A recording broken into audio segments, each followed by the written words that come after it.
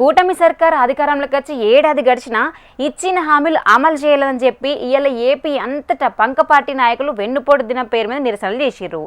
ఇగిట్ CM Chandrababu sir మాత్రం ప్రజా విప్లవానికి నియంత పాలకులు కొట్టుకుపోయిన రోజు, అధికారం పేరుతోని ఊరేగిన ఉన్మాదాన్ని ప్రజలు తరిమి కొట్టిన రోజని సోషల్ మీడియాలో కామెంట్ చేసిండు.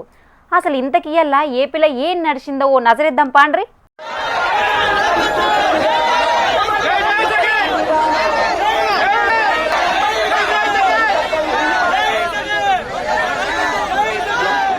ఇయాల ఏపీలో ఎక్కడ చూసినా పంకపార్టీ లీడర్లు వెన్నుపోటు దినం పేరు మీద ఇట్లా తీరుగా నిరసనలు చేసిండ్రు.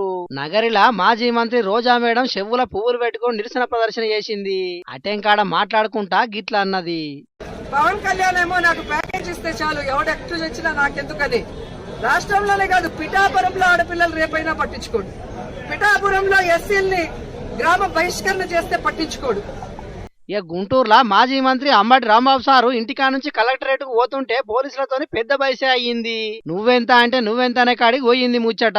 ఇక కూటమి ప్రభుత్వం అధికారంలోకి వచ్చినాక 1,50,000 కోట్ల రూపాయలు అప్పు చేసినా ఒక్క పథకాన్ని కూడా చక్కగా అమలు చేయలేదన్న సజ్జల సారు రాష్ట్రం అంతటా 175 నియోజకవర్గాల్లో చేసిన వెన్నుపోటు దినం గ్రాండ్ సక్సెస్ అయ్యిందని చెప్పుకొచ్చిండు. ఇప్పటికైనా ప్రభుత్వం ఇచ్చిన హామీలన్నీ అమలు చేయాలని డిమాండ్ చేసిండు. ఇక విజయనగరం జిల్లా చీపురుపల్లిలో వెన్నుపోటు దినోత్సవం ర్యాలీ చేసినాక మాట్లాడంగానే ఎమ్మెల్సీ బొత్స సార్ ఇట్లా సోయి తప్పి పడిపోయిండు. ఎంబట్నే అక్కడ ఉన్న కార్యకర్తలు దవాఖానకు తీసుకపోతే మళ్ళా సెట్ అయ్యిండు.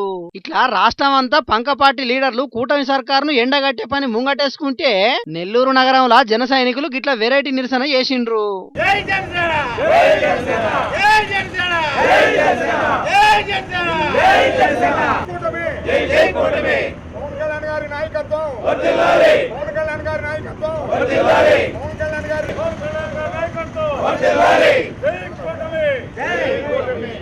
సుపరిపాలన మొదలై ఏడాది, పీడ విరగడై ఏడాది అయిందని ఫ్లెక్సీలు ఏర్పాటు చేసిండ్రు.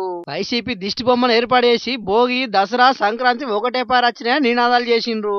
ఇక అటు టీడీపీ లీడర్లు సైకో పాలన అంతమైన రోజు ప్రజలకు పండుగ రోజు అని నినాదాలు చేసుకుంటూ ర్యాలీ తీసిర్రు. అటెంకా కేక్ కటింగ్ చేసి సంబరాలు చేసుకున్నారు. మొత్తానికైతే ఇలా 3 పార్టీల నాయకులు పోటాపోటీగా నినాదాలు, నిరసనలు చేసుకుంటా హోరెత్తించిండ్రు.